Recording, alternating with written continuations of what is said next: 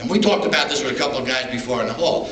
As you catch fish, subconsciously your brain registers what happened, whether you're consciously aware or you're not.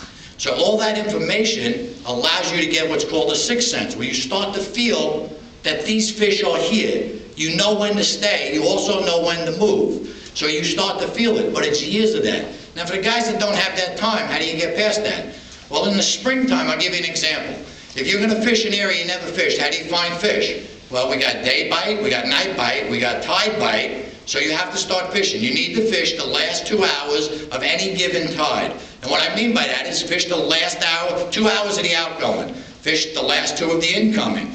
If you do this, you'll create a bite. You'll see where the fish are biting.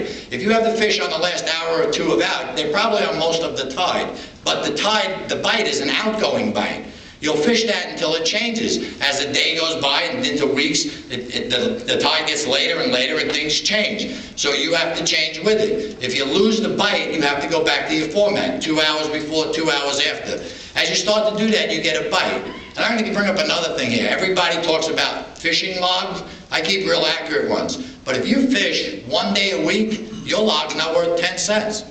You don't have enough information. Now you need some friends to find out when they fish.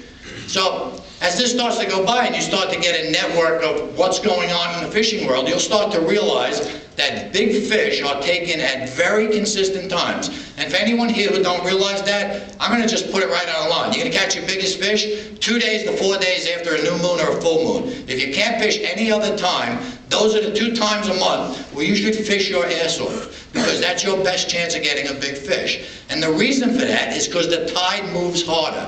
If you understand the design of a striped bass, its tail is bigger and broader than bluefish or weakfish. Its fins are thicker. This fish is designed for strong, hard-moving water.